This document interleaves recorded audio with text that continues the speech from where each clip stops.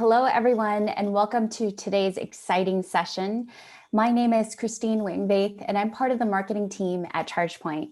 I'm so pleased to be your host for today's celebration. And on behalf of ChargePoint, we welcome you wherever you are around the world, and we hope that you're safe and well wherever you are.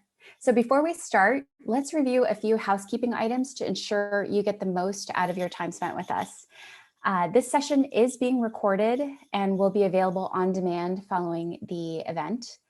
Please take a moment to locate the Q&A feature as well as the chat feature on your webinar screen. So you can submit questions anytime during the session, and we'll have a dedicated time towards the end of the presentations to answer any questions that you may have. And so just a gentle reminder, this is a celebration. So if you feel the urge to comment with a hooray, yay, or marvelous, please don't hold back and feel free to type that into the chat at any time. And you can also use a chat if you have any need for technical assistance or you want to just provide feedback or comments. So now let's officially kick off with a little bit about ChargePoint. So for those that may not be familiar with ChargePoint, I just want to take a few minutes to share who we are and what we do. Our vision is that all people and goods can move around the planet on electric power, and it doesn't come with the compromises of the old way of fueling. So ChargePoint has been around since 2007, and that's the same year that the first generation iPhone was introduced, and before the first mass market EV rolled off the assembly line. EV charging is what we do, and it's all we do. And we continue to work each day to make the switch to electric easier for everyone. So whether you're a business, a workplace, a municipality, or you're operating an electric fleet, you're in good company, as you can see from some of the organizations on this slide here. Someone plugs into the ChargePoint network every 2 seconds, and we've delivered well over 91 million charges and counting. So every day we're bringing more chargers to locations across North America and Europe, and we see that number growing as the need for cleaner transportation becomes more evident. So this event is really to celebrate the completion of 65 electric vehicle charging sites funded by the California Energy Commission and 2 regional air districts. This project was made possible by many, many stakeholders, as you can see. And the California Energy Commission provided most of the funding for this project under its Clean Transportation Program, which helps the state meet its ambitious goals on climate change, air quality, and economic development. And as you can see, we have a great speaker lineup today, and I'm privileged to introduce our first speaker, Commissioner Monahan. So a little bit about Commissioner Monahan. In April 2019, Governor Gavin Newsom appointed Patty Monahan to be one of the 5 commissioners on the California Energy Commission. She serves in the Energy Commission's Science and Engineering Department and is the lead commissioner on transportation.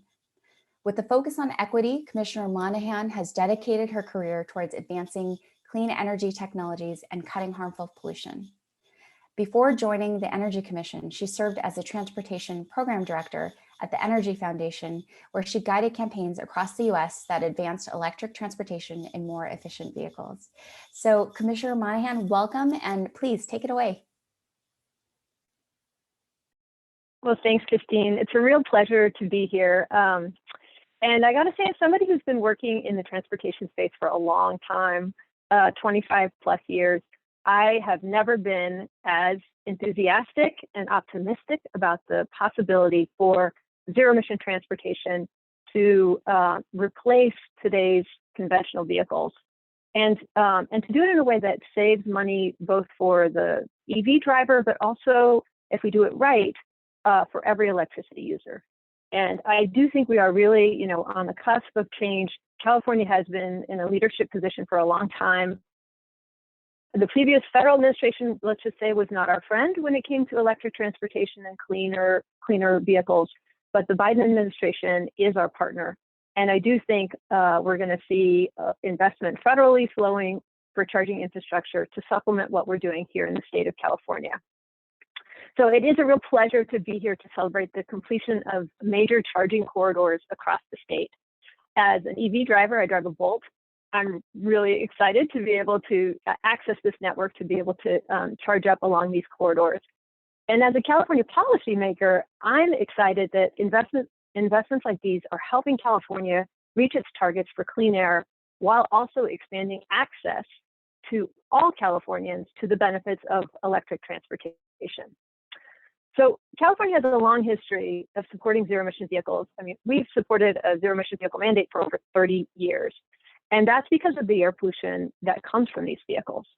Transportation is the source of over 70% of the state's smog-forming nitrogen oxides, over 90% of its toxic diesel exhaust.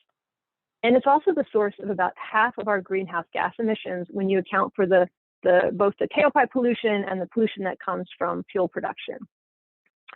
We're already experiencing the harmful effects of climate change with higher temperatures and more intense wildfires. I think we all know and suffered from our 2020 season of wildfires, which is the worst in recorded history. And last year's wildfires were part of the inspiration for Governor Newsom issuing an executive order that California was committing to a 100% electric, zero-emission vehicle future. That includes both battery electric vehicles and fuel cell electric vehicles. And one of the real linchpins to be able to achieve these goals is to have a ubiquitous and convenient refueling infrastructure for zero-emission vehicles. So my agency is the California Energy Commission, and we're the lead agency in the state for zero-emission vehicle infrastructure, and that includes charging infrastructure. So we're both conducting analysis on charging infrastructure needs and funding the build-out of infrastructure. We're also very much focused on making sure that this is an equitable solution. So it has to work for people who live in apartment buildings. It has to live for people who don't have a single family home where it's convenient to refuel your vehicle. And we're not there yet. So we have a long way to go, I think, to make it really super convenient for people living in apartment buildings to be able to purchase an electric vehicle and feel confident they can refuel it. And corridors like these are how we're going to expand access, or how we're going to make sure that everybody can benefit from electric transportation. So how are we funding this? We're doing it through our Clean Transportation Program. It's a $100 million per year grant program that was designed to transform California's fuel and vehicle types away from gasoline and diesel towards cleaner alternatives. And we've spent nearly $200 million over the lifespan of the program in charging infrastructure since about 2010. This program is set to expire in 2023. So anybody who's listening, please help us with the reauthorization of this program. The governor has proposed to extend the program and to front load $1 billion in investments in zero-emission vehicle infrastructure. So we need help getting to the finish line on this, but I'm very excited that the governor and the legislature is recognizing the need to prioritize investments in charging infrastructure and other infrastructure for zero-emission vehicles. So why now? Why do we need this now? We know we need the infrastructure to support all drivers and every trip type. And that includes the ability to travel long distances around our great state.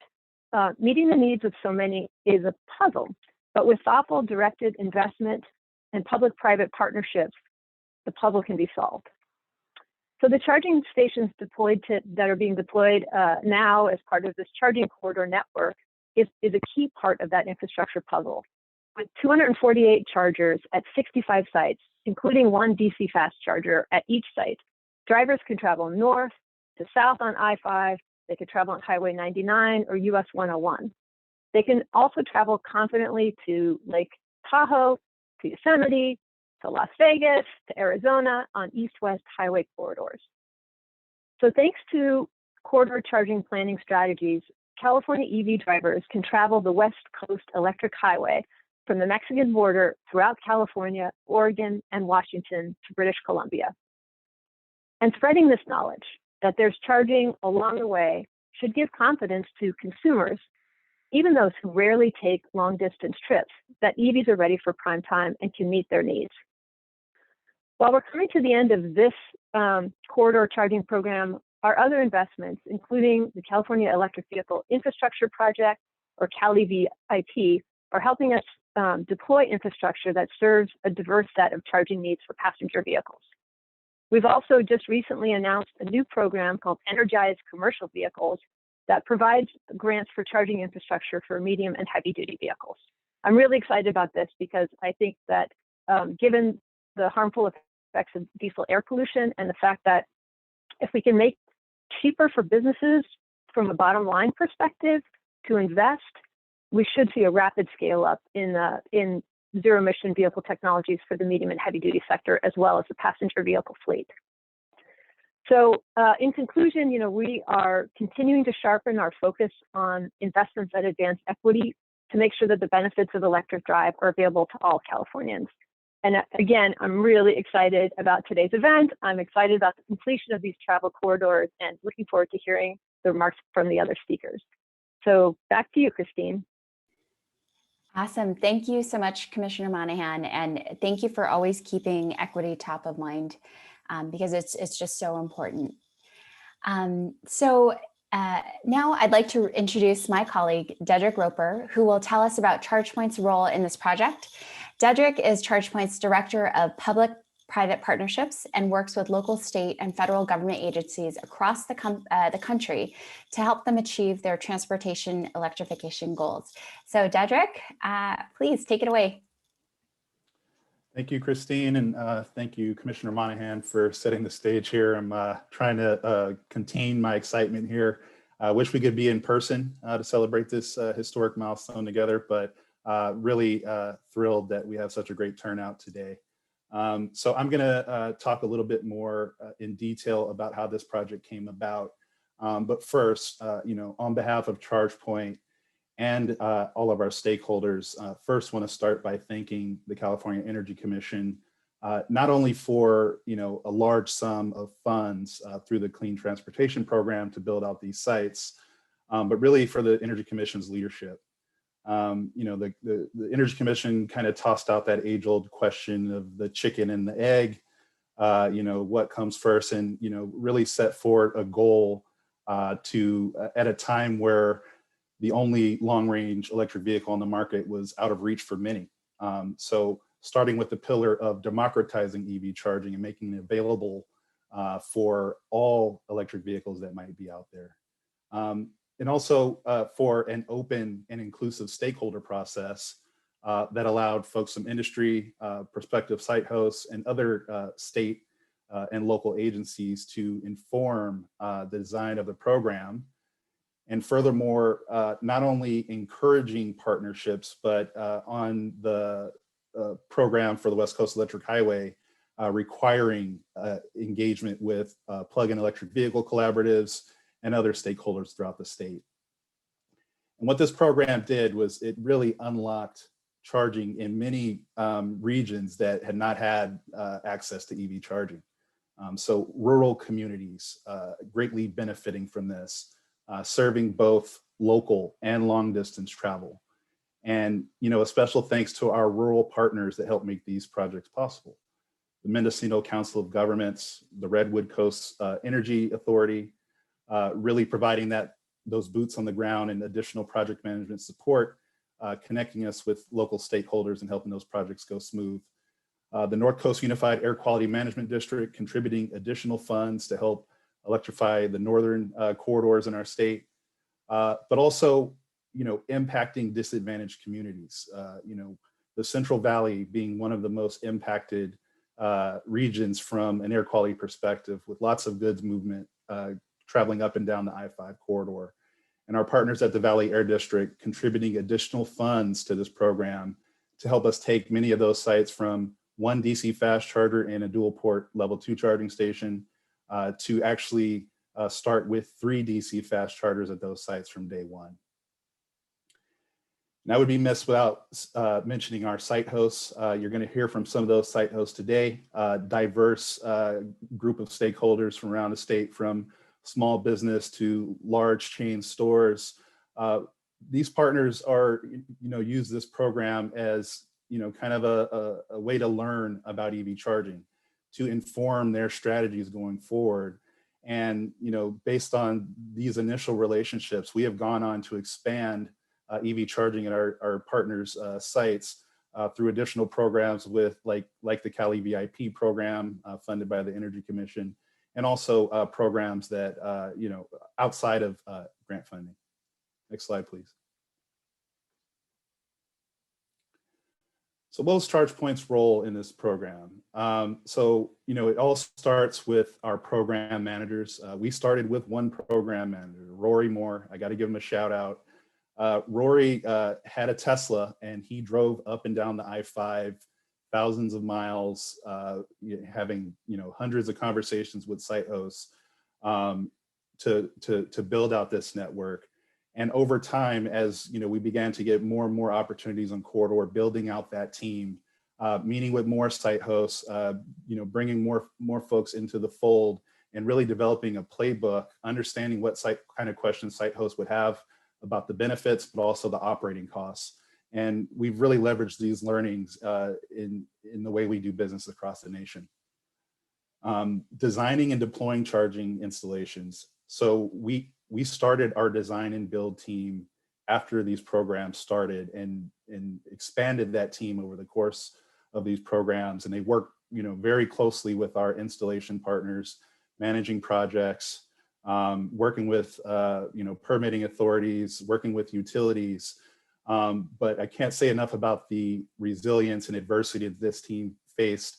As Commissioner Monahan mentioned, the wildfires derailed our projects many times, both from the ability to even get to these locations, but also our utility partners understandably needing to redirect resources to more pressing matters. Just when we thought we were kind of out of the water with the wildfires, then the pandemic hit with various shelter in place regulations throughout the state, different authority permitting agencies operating differently, and all the while still pressing forward to build those sites in one of the most challenging times in recent history. And beyond installing and activating the charging station, what it really boils down to is driver experience. So providing that service, working with our national operations and maintenance partners that keep these sites online, but also our field support team that's been driving up and down these highways and maintaining the chargers. All this kind of runs through the public-private partnerships team. That's the interface between the business and our public partners. So making sure we're staying on track with all our grant requirements and things of that nature. And I have to mention our commission agreement manager, Brian Fauble, who is effectively an honorary member of our team. Brian is DC fast charging corridor whiz. I can remember going to him and at a time where one of our site hosts had sold their property and we needed a new location. Brian jumped on Google Maps and within 5 minutes found the site that we would ultimately replace that site. So next slide, please. And like I said, at the end of the day, this all boils down to driver experience and how these chargers are going to be used. And we're very, very pleased with sort of the early results of these, how these chargers are performing.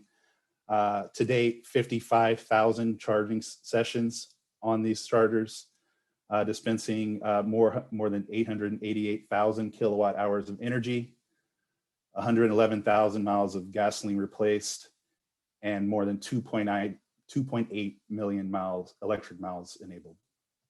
Next slide, please. So again, getting back to that, the driver experience, and that's what, we really feel separates ChargePoint apart is, not only do drivers and local drivers and long distance drivers have access to these 65 charging sites, they have access to thousands of charging stations on the ChargePoint network, whether it be at home, at work, or around town. And thanks to roaming partnerships with other charging networks, these drivers can experience a seamless charging experience on charging stations that are not produced by ChargePoint. Next slide, please. Core to Commissioner Monahan's talking points was about equity. And this program really touched on equity throughout the states. We discussed the impact on rural and disadvantaged communities that serve as, sort of a pillar in those communities, signaling that, you can buy an electric vehicle and you will be able to charge. And we've seen, additional charging stations be installed around these chargers. For example, in the city of Reading, where we work with the Reading Electric Utility, once this, our initial site went in there, we began to see additional sites come in around town. Every site includes dual connector standard DC fast chargers and level 2 charging stations. And what this does is it enables any DC fast charger enabled car to charge there. And this is important when, the market is sort of moving to one standard, having the legacy standards available for those used cars, especially at a time when the state is propping up programs to help low-income individuals purchase those vehicles. It's really critical to have connectors and the ability to serve all electric vehicles on the road. And I mentioned a little bit about the jobs that were developed at ChargePoint. We built a lot of core competencies and a lot of team members to work on these projects and expand across the nation. But there were a lot of other jobs, local construction jobs, landscaping, painting, et cetera. So, really, spurring economic activity in some of the most remote parts of the state. Next slide, please. So with that, we had hundreds of partners work on this, and it would be too much to thank them all, but we just want to, extend a warm thank you to all of our partners, many of which that we continue to work with outside of this project. Many of the learnings that we've gathered over the course of this will be disseminated in a final report that will soon be published by the California Energy Commission. So we encourage folks to check that out. But the learning doesn't stop here, and we're really excited about the state government and federal government's commitments to electrification, and we look forward to expanding this work across the nation.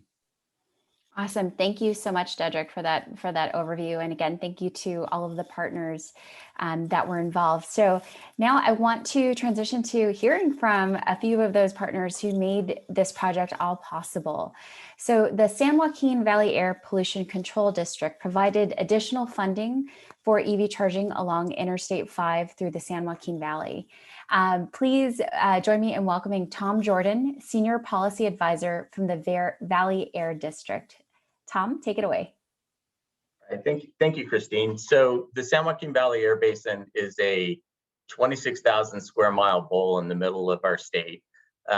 It's actually bigger than a lot of states, so it's a very large region, and it's largely agricultural based. But we're also the main north-south corridor for the movement of people and goods in the state. I-5 and 99 stretch the length of the valley.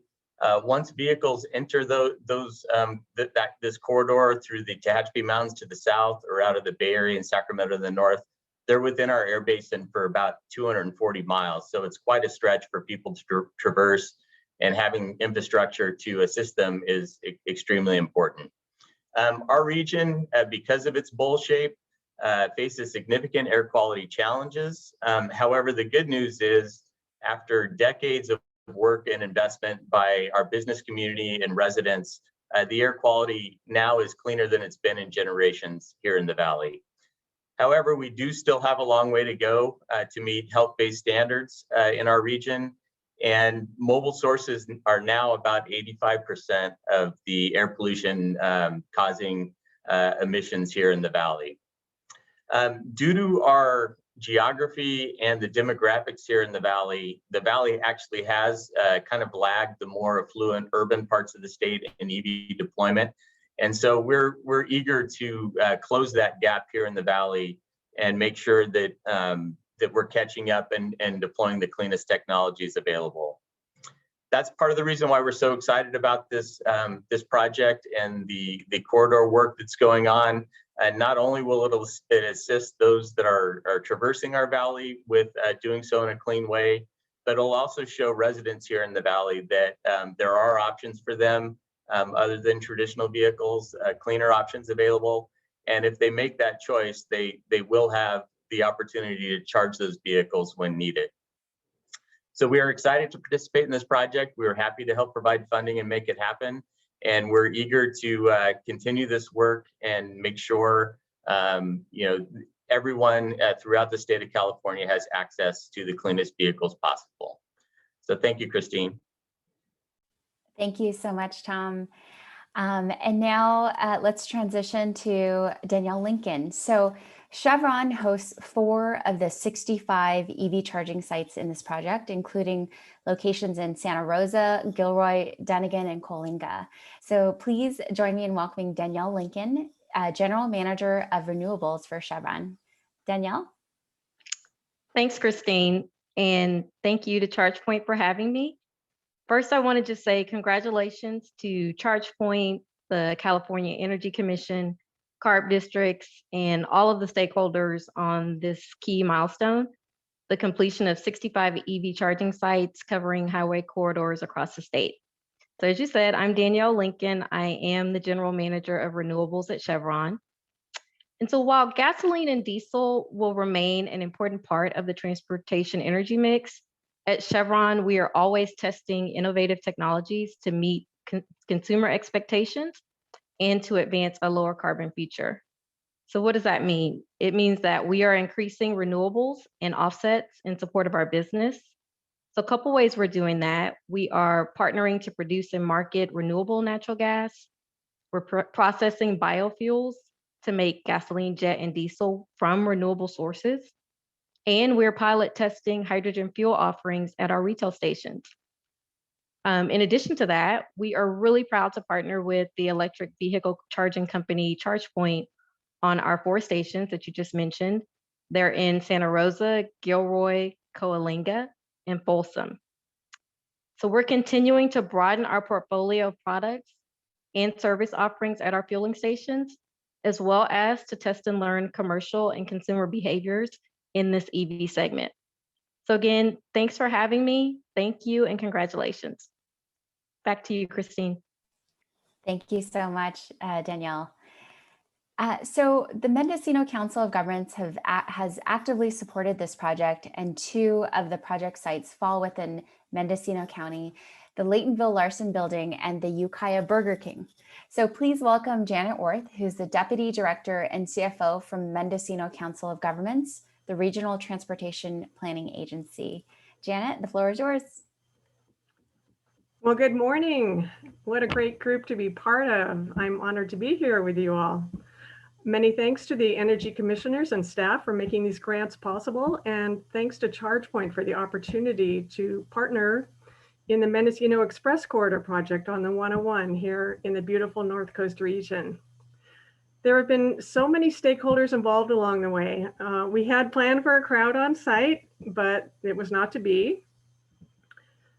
So why does this project matter to Mendocino County? Well, I would be remiss not to acknowledge our many early innovators with Back to the Land solar pioneers in the 1970s and 80s, creating the Solar Energy Expo and Rally here in Willits and Ukiah from 1990 to 94, which showed off many prototype electric vehicles from Cal Poly race teams to home kits and conversions in the Tour de Mendo and other events, attracting thousands eager to find better ways of living.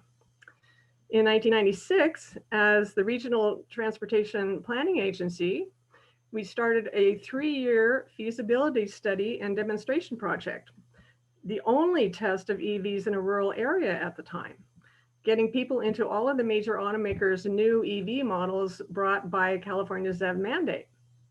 So you can see there in our photo of the General Motors EV1 braving the snow at the summit of Highway 101, its highest point between Mexico and Canada.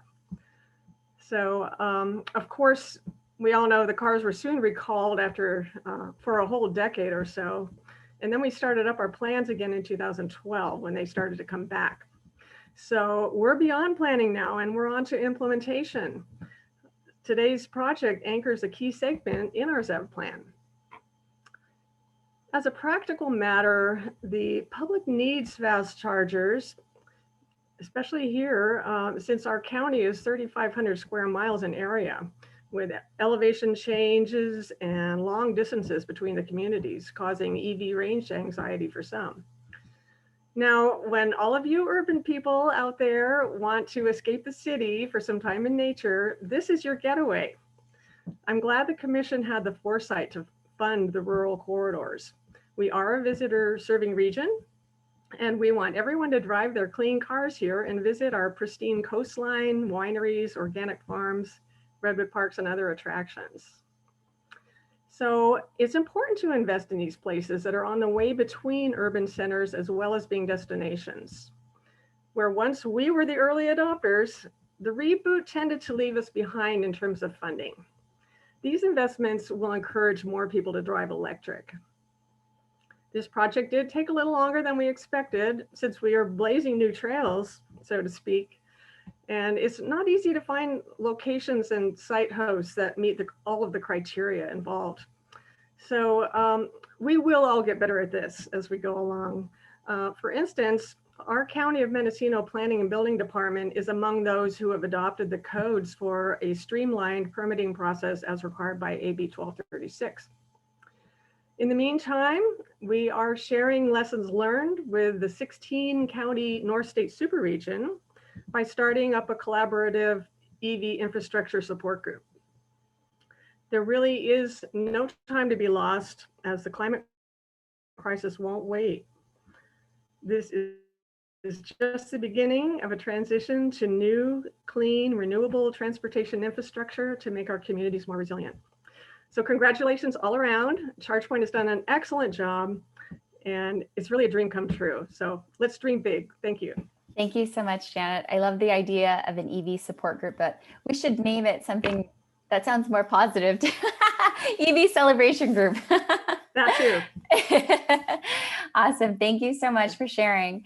Talawa Dene Nation hosts EV charging for this project at the far northwest corner of the state at the Lucky 7 Casino and Hotel in Smith River.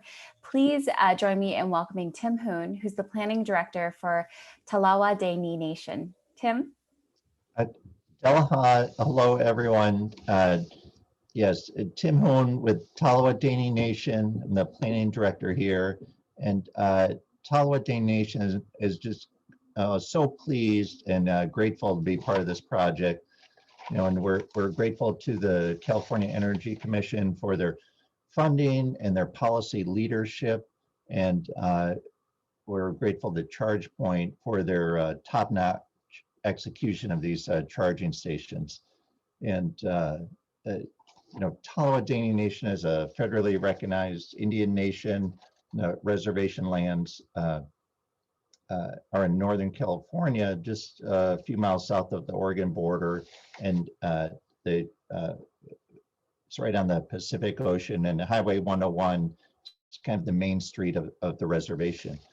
And expanding electric vehicle infrastructure, being part of this project matches the nation's goals and values, to reduce our carbon footprint, to protect the environment from climate change. And really, when placing these charging stations, at the casino and restaurant and the hotel, it just makes good business sense to provide electric vehicle charging for, customers who are driving electric vehicles, and knowing that this is going to be the future of transportation. We're in a rural area. Our visitors and guests arrive by vehicle, and so with this electric vehicle infrastructure in place, we invite everyone to come visit Talawa Dene Nation. As you go past Mendocino and maybe on your way north, there's beautiful redwoods. You can actually see the Pacific Ocean from the charging stations and the beautiful mouth of the Smith River. And so really, I just want to say, Shushaninla, thank you for the opportunity to be part of the network, and we look forward here, Talawa Dene Nation, for further expansion of electric vehicle infrastructure, building on the stations that we have and adding more. So thank you. Thank you so much, Tim. I think at this point, folks on the call are probably figuring out their EV road trip soon enough. So our next speaker comes from Loves, a Trillium company. So Loves hosts EV charging for this project off Interstate 15 in Barstow. Please join me in welcoming Kim Okafor, Strategic Business Development Manager for Trillium, a Loves company. Kim, excited to hear from you. Definitely. Thanks, Christine. But like Christine said, my name is Kim Okafor. I manage strategic business development for Trillium, which is a part of the Loves family of companies. Loves has a network of over 550 truck stops across the country. Our primary customer base is the Class 8 heavy duty trucking customer base, but we also serve the passenger vehicle customer base. So light duty traffic that's going on interstates and across corridors across the country, we serve those customers. So we were very excited to be a part of the ChargePoint project with the CEC and installing 3 EV chargers at our station out in Barstow, California. And our purpose for doing that and what we feel like we bring to the table, or what we feel like we're adding to the partnership, is alleviating range anxiety for EV drivers that are planning on taking road trips or commuting into cities for work, and providing a clean charging experience in a place that has clean bathrooms and well-lit areas and a lot of friendly faces at our Loves truck stops. More broadly speaking, as we look at the zero emission landscape and the zero emission market, and we understand a number of the mandates that are coming across via policy and legislation, similar to the Advanced Clean Truck Rule, the Innovative Clean Transit Rule, things like that, we more broadly think about the perspective and the strategy. So these chargers that we've installed for light duty traffic really help us understand the business, help us understand what the power draw is for the utility, how long these projects take to install, what type of usage is expected at fueling stations like these, and what pricing structure makes the most sense. So that if and when battery electric Class 8 trucks come to our truck stops in the future, we feel that we're more prepared because of the partnership that we have with ChargePoint. So again, congratulations.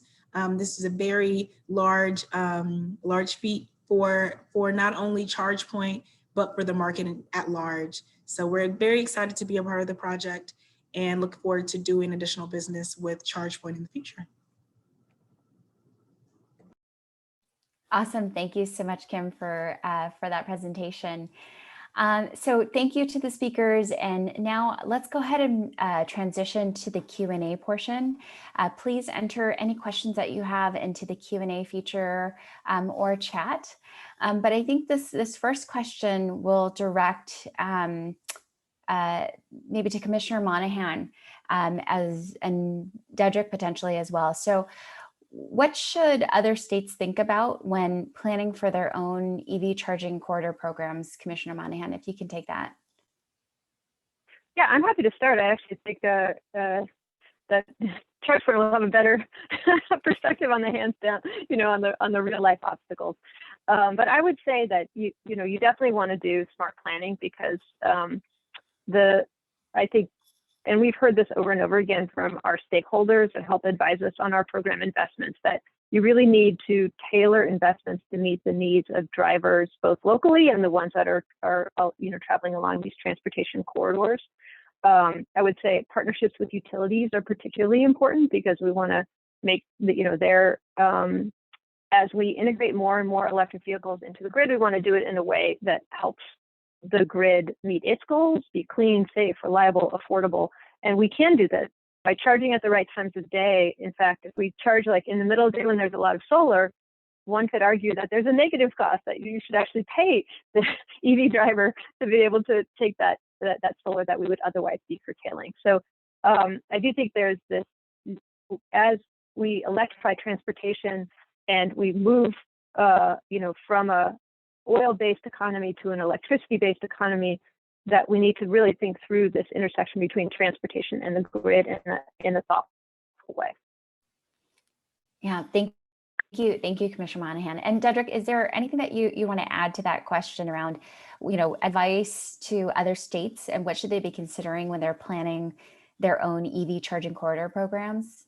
Yeah, I think as you're setting out to establish a EV charging corridor program, wanting to reach all parts of the state, encouraging partnerships and requiring partnerships really go a long way, and not just from a planning perspective, but also from a financial perspective to really help stretch the state's dollars as much as possible. So where you're able to combine, utility make-ready programs or local funds, or from the private sector to require that they have skin in the game, that really helps those dollars stretch really far. Another thing for states that may not have a robust EV charging network today, get ahead of your permitting. Help your local agencies understand the nature of EV charging. Perhaps provide some sort of guidelines, because when you're looking at rural EV charging, a lot of times this is going to be the first charging station permitted within that jurisdiction. So providing some guidance to those local authorities that may be under-resourced and not have kind of that experience in EV charging will really help your projects go faster. Thanks, Dedrick. And so I was starting the first question was at the state level. So now I want to take it kind of to a smaller jurisdiction level. So I think this is a great question for Tim and Janet. What advice would you give for smaller jurisdictions that are just getting started with EV charging? And are there any specific resources or steps that you would recommend? And maybe we can start with Tim first. Yeah, so I would just hope for a call from ChargePoint or a solicitation from the California Energy Commission. But that's how we got started. But kidding aside, California Energy Commission does have solicitations out from time to time, and we had a lot of transportation data on numbers of cars and that type of thing that we were doing for our transportation studies. So that kind of made the case for why it made sense to put electric vehicle infrastructure on this route. But those are really my I would start with those two people, talking with ChargePoint and the California Energy Commission. There's other resources. The Schatz Energy Lab at Humboldt State University here in Northern California is a great resource for renewables and planning studies also. They have pretty cost-effective services. They've helped us with some renewable photovoltaic studies. So that's a resource. Janet may have some other thoughts. Yes, I think networking is a big part of this. We engaged our technical advisory committee as the transportation planning agency. And so that had our planners and public works people and air quality, transit, all those stakeholders from our fellow agencies. So we involved them first off. We looked to our neighboring counties who, we're all at different levels and stages with this. And, some are ahead and some are behind, and we can kind of share what we've learned and what we're doing. So we did that. We used some of our transportation local dollars to get started on the plans. We also, on the second round, had some state transportation planning funds. And of course, there's Energy Commission and air quality money now too. So go after those grants for sure. When we did get the grants, along with our professional colleagues, we went out and did community engagement. So we wanted to be sure that we were citing those locations where people wanted them and where they thought they were the best places in the community. I'm talking about looking at our whole network here. The 101 was an important part of that, but we looked all over our county, and those locations were better known by the people that live in those communities. And so we did site analysis, we did some kind of high level cost estimates, and the community engagement. So looking to our neighbors, that was a big thing. And from the very beginning, it was about getting people into the electric vehicles, because you can talk about them all day, but until you experience them, you don't really quite realize what a great thing this is. For myself and everyone I know who's gotten an electric vehicle, after that, that's the only car you want to drive, So that's how we got people excited about it, back way in the beginning when, there was, resistance to the ZEV mandate and negative press about electric vehicles and all of that. We couldn't compete on that level we didn't have huge media budgets and things. So we just decided, look, we're going to get people into the cars and let them decide if this technology is any good. So that's how we got our start, and it's done well. And now it's pretty it's going mainstream. So we don't have to make as much of a persuasive argument anymore. We just need to propagate this technology, get it out there. So there are a lot of resources. California has been just so forward thinking, and we're glad to have all that support. Fantastic. A lot of sage advice from Janet and Tim there. So the next question is, I think, Dedrick, this is a question for you. Are we already seeing increased utilization at these charging sites that are really going to kind of drive and justify the expansion of additional sites kind of beyond this this initial deployment?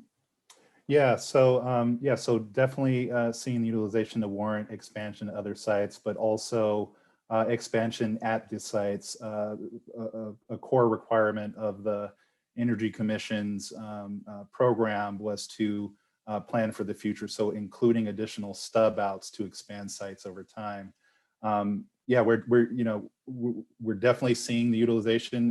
We had a slide earlier, 55,000 sessions on the network.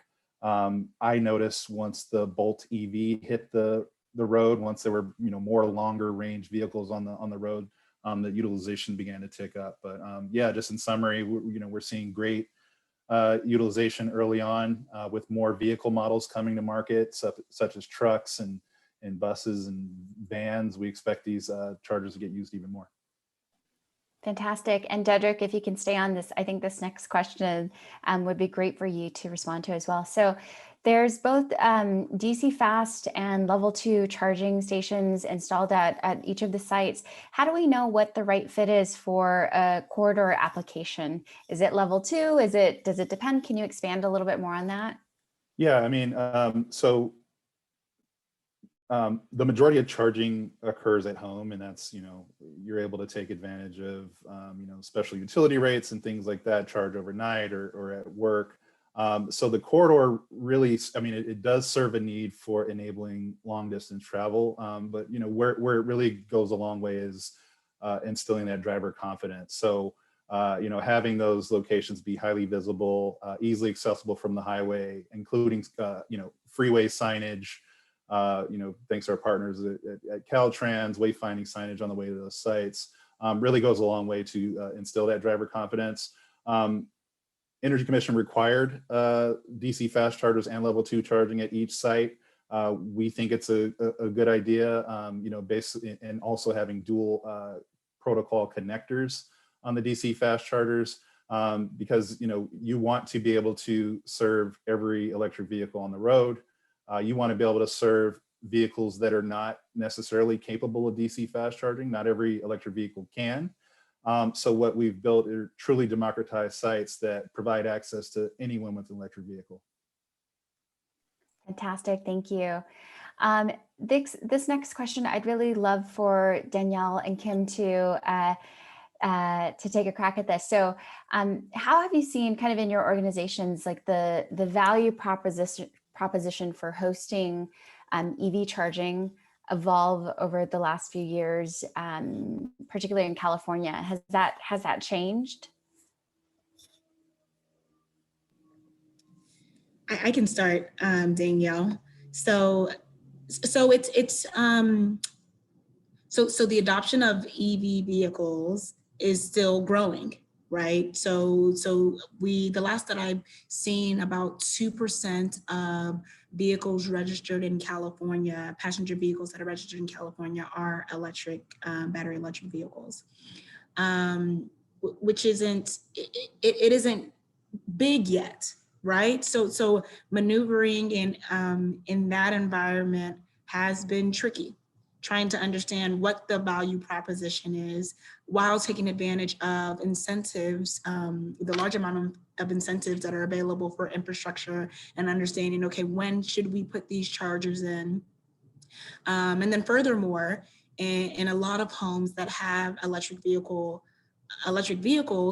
they're typically, or what we've seen in our analysis, is there are 2 vehicle homes, and the second vehicle is typically a gasoline vehicle. So they use that gasoline vehicle for road trip type travel. So that even that minimizes the usage of the chargers even more.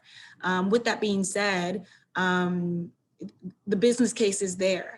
There are quite a few incentives that help with the business case, not only capital incentives, but also incentives like the LCFS credit and the infrastructure credit that's come along with the LCFS. So it's really understanding the full business, not just the charging revenue, but also capital incentives as well as environmental attributes. And that's how you get a full picture of what the business case is. Kim, I would agree with what you said. I think we're seeing something very similar. I think at Chevron, the way we're looking at it, in addition to what Kim said, is we want to be able to provide the solution that the consumer wants. And we are thinking about what is that retail site of the future, right? So we today can provide liquid fuels. We can offer EV charging if that's what the consumer wants. We can offer hydrogen at some of our test and learn sites, as well as natural gas and renewable natural gas. So we're thinking about what does that retail site of the future look like? It doesn't necessarily look the same as it does today. And I think EV charging will play a part there for sure. And we're learning more. And through this partnership, we're being able to learn what the consumer wants and how they utilize the EV charging. But it's really about what is that retail side of the future. Awesome. Thank you so much for sharing your perspectives, Kim and Danielle. So I think we have time for one last question, and this is a great one for. I'll punt it over to Tom and Commissioner Monahan. So we're all kind of aware of the California executive order that requires by 2035 all new cars and passenger trucks sold in the state be zero emission. So what's it going to take from a policy perspective? What's it going to take and what's necessary to really support and accelerate the deployment of additional infrastructure to really support kind of this, what's coming with this executive order? And Tom, let's start with you. Thank you, Christine. I think Commissioner Monahan talked about this a little bit earlier, but what we've seen over time as new technologies are penetrating fleets and as individuals are making purchase decisions, incentive programs can play a huge role in building the foundation that we can grow from to completely remake the fleet here in California. And I think as was mentioned, there are efforts to put long-term funding in place as a market signal to not only people that are producing vehicles, but people that are interested in purchasing vehicles to show that we are committed to this and there will be resources to help you make that transition. So I think that's the single biggest thing we can do. Obviously, the regulations in place to push manufacturers to meet the targets is a huge part of it as well. But as far as on the purchaser end, I think the commitment to those incentive programs is key moving forward. Yeah, and I'll just build on what Tom has said. When I talk about the barriers to electric transportation, I characterize them as the 3 C's: cost, convenience, consumer awareness. And on the cost side, what Tom said makes a lot of sense. Incentives help support, especially the early commercialization. These vehicles are currently more expensive, although price curve is coming down. I got to say, in the next 2 to 5 years, these vehicles will probably be cheaper than your conventional vehicle, just because battery cost curves have been I've got 90% over the last decade. So, but incentives make a big difference, especially I think for lower income families who are already facing a barrier on the convenience side, which is this convenient refueling. That's why the governor's proposal actually for $1 billion for front-loaded investments in zero-emission vehicle infrastructure is particularly important, because we're trying to make it super convenient for people to own a vehicle. And to do that, you have to be able to refuel conveniently. Right now, it's super convenient to refuel your oil-powered car. You just go into a gas station, they're everywhere. Well, we need to do the same thing on the charging side. Chargers are getting faster and faster. So that is making it easier for people who just want to charge in 30 minutes, 40 minutes, or even less to be able to get a good refuel in their vehicle. And that last point, the consumer awareness side, I actually think the more vehicles we have out there, the more people will see how cool they are, because they are so cool. I'm with you in terms of EVs are fun to drive, and all you have to do is get in one and you're like, wow, this is awesome. All I need to do is be able to refuel it conveniently if I live in an apartment building or if I'm taking a long trip. I could not agree with you more, Commissioner Monahan. It is so fun to drive an electric vehicle, and we just need more people to test it and get behind the wheel and test it. So I think this has been such a great session. If I can ask all the speakers to just turn your video back on. As you can see, this was a huge effort that was brought together by so many organizations and partnerships to make this all a reality. So please join me in giving a virtual round of applause to all those organizations. It's such a significant milestone for the state's transportation electrification goals. And it's really just going to help accelerate much greater adoption for electric vehicles in the weeks and months and years to come. So thank you again to all of our speakers today, to all of the participating organizations that made this all possible. If you have any questions about the project or would like to speak with someone from ChargePoint, please feel free to email media@chargepoint.com. And with that, we'll conclude the webinar. So charge on. Thank you so much, everyone. Thank you.